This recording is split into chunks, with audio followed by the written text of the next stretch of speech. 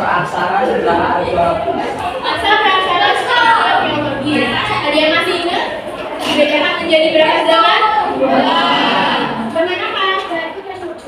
Batu dan di zaman batu ada beberapa zaman. Ada yang masih ingat zaman apa saja? Zaman Paleo, Tritikum, zaman Mesozoikum, zaman Neo, Tritikum, zaman Megalithikum. Paleolitikum ini memiliki arti paleo, artinya apa? Apa benar? Tua. Litik atau litos artinya apa? Batu. Kum zaman. Jadi zaman paleolitikum adalah zaman tua. Kalau besok artinya huruf awalnya dari P. Ya, tengah. Litik atau litos artinya apa? Batu. Kum. Jadi zaman Mesolitikum adalah zaman batu. Kalau Neo, iya baru. Litik atau litos?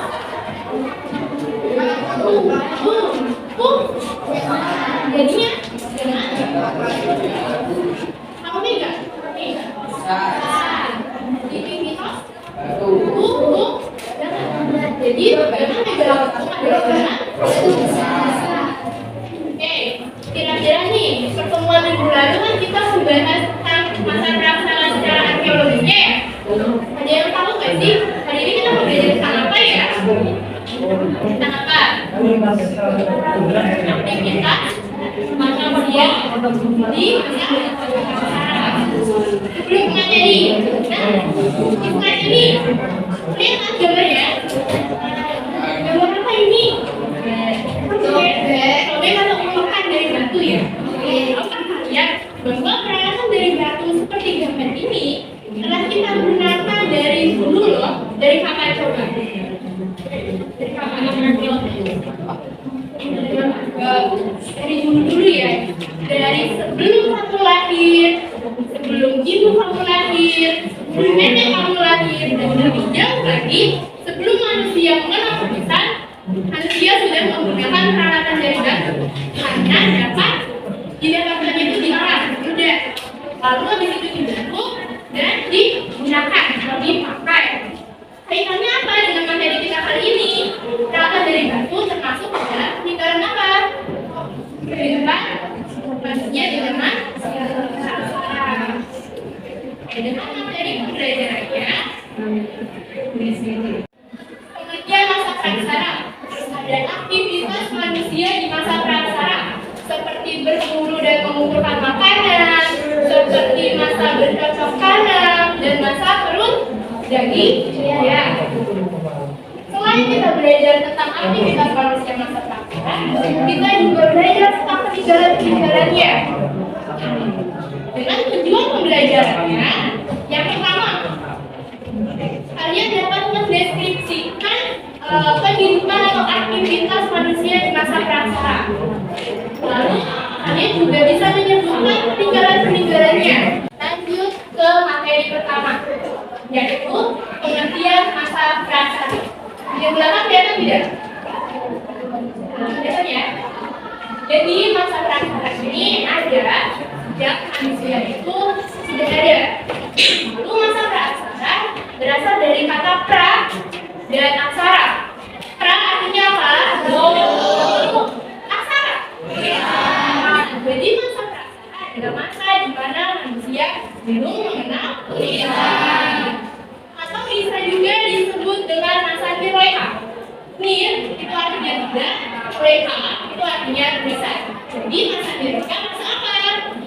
Masa tidak ada tulisan. Jadi praaksara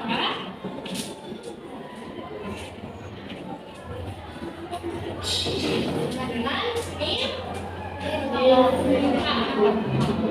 kalau di soal ulangan kalian ada soal seperti ini, apakah yang dimaksud dengan masa praaksara? Kalian jawabnya apa? Masa? Oke, sudah paham? Ada yang ingin ditanya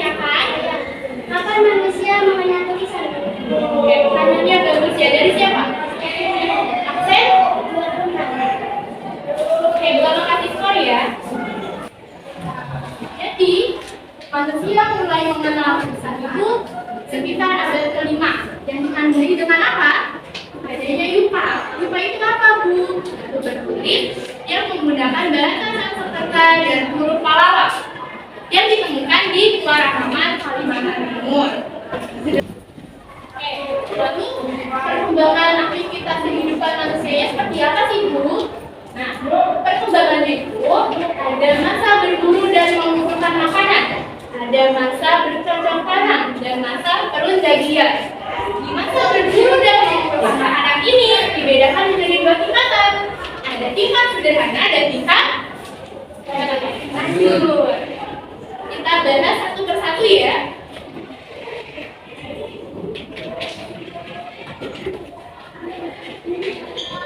Di masa berburu dan mengumpulkan makanan tingkat sederhana. Di masa ini, kehidupannya manusia itu masih sederhana. Mereka masih berburu dan mengumpulkan makanan. Mengumpulkan makanan itu namanya food gathering. Apa itu food gathering? Mengumpulkan makanan. Kehidupannya seperti di gambar ini. Ada manusia yang berburu hewan. Lalu kehidupan ekonominya gimana, Bu? Kehidupan ekonominya, mereka masih sangat bergantung dengan alam. Karena mereka bergantung dengan alam, maka hidup mereka pindah-pindah tempat atau nomaden. Lalu, di kehidupan sosialnya, selain mereka berpindah-pindah tempat, mereka juga berkelompok hidupnya yang terdiri dari keluarga-keluarga kecil, biasanya itu 5-20 orang. Dan menjadi ciri khas dari kebudayaan dari masa ini adalah adanya kebudayaan Pacitan dan kebudayaan Mando. Yang terakhir yaitu ada masa perundagian. Masa perundagian ini berasal dari bahasa Bali, yaitu undagi. Artinya apa, Bu, undagi? Orang yang memiliki keterampilan atau kepandaian atau jenis usaha tertentu. Masa perundagian ini kehidupan ekonominya mereka tidak lagi sekedar untuk memenuhi kebutuhan, tapi sudah berpikir bagaimana ya caranya meningkatkan kesejahteraannya. Nah, di masa ini juga manusianya itu sudah bisa membuat alat perkakas semakin mahir mereka. Nah, perkakas inilah yang nantinya akan mereka jual untuk meningkatkan kesejahteraannya. Betul. Lalu juga ada perdagangan. Perdagangannya itu cakupannya itu sudah luas, antar pulau. Nah, sampai sini dulu deh. Ada yang ingin ditanyakan atau masih bingung ya? Iya.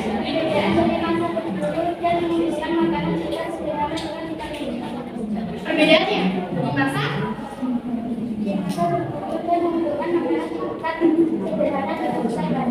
tadi ya, di masa berburu dan mengumpulkan makanan tingkat sederhana, hidupnya itu masih nomaden. Nomaden tadi apa? Pindah-pindah tempat. Sedangkan yang di tingkat lanjut, hidupnya sudah mulai di gua-gua tinggalnya, atau disebut dengan kebudayaan apa?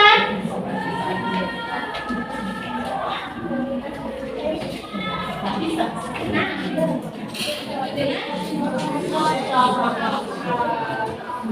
itu udah perbedaannya. Udah paham? Oke, ada lagi yang ingin ditanyakan? Jadi perbedaan di masa berburu dan di masa bercocok tanam apa?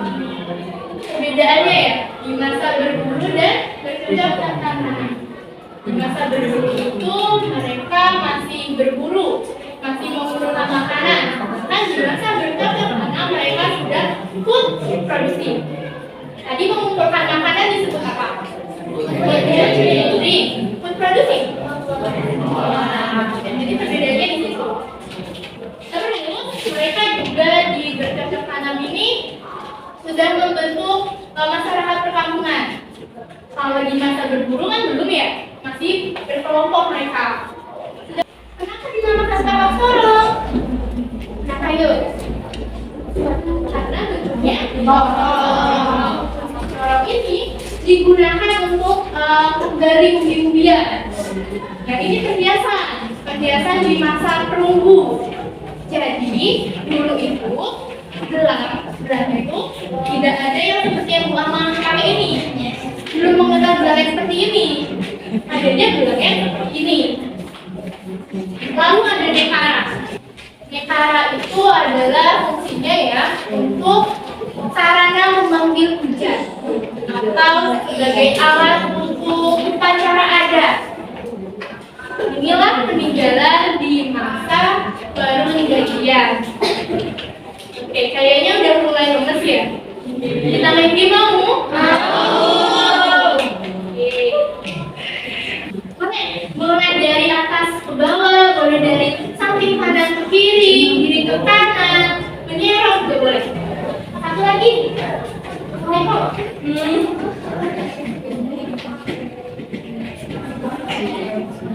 Ini jarak dari masa apa?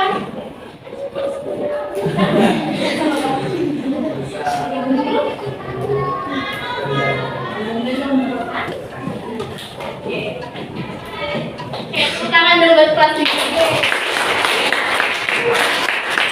Ini sudah duduk sama kelompoknya masing-masing? Sudah. Kalau sudah, Bu Ama ingin mengajak kalian bermain kartu domino sejarah. Ada yang tahu kartu domino sejarah itu? Tahu. Ada yang tahu? Kartu domino sejarah itu berisikan soal dan jawaban. Jadi kalian tugasnya menyusun dari pertanyaan dan jawabannya hingga ke kata selesai. Contohnya seperti ini. Nah, di sini inilah yang disebut dengan kartu domino. Jadi kalian harus mencari kata startnya di mana ya.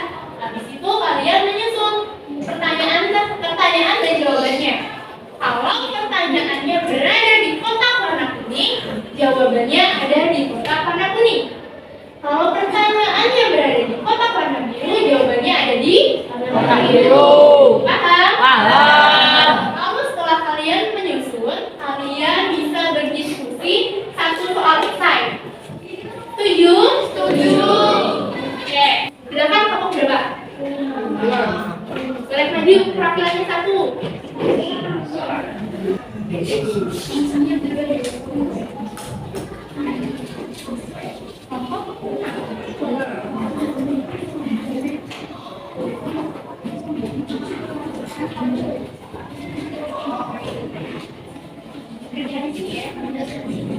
Oke.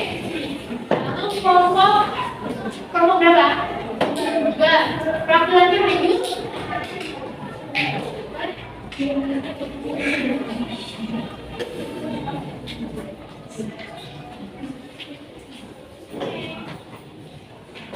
Ada yang menulis soalnya, ada yang menyusun. Boleh kasih waktu 20 menit ya. Selesai dan selesai dipresentasikan.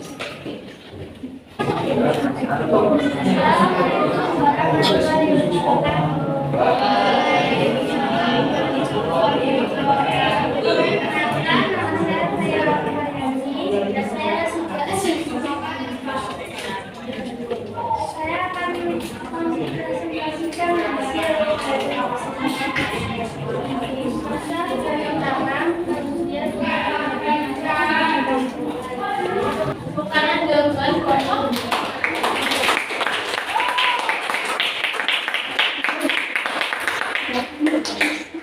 Ini ada tugas. Alhamdulillah.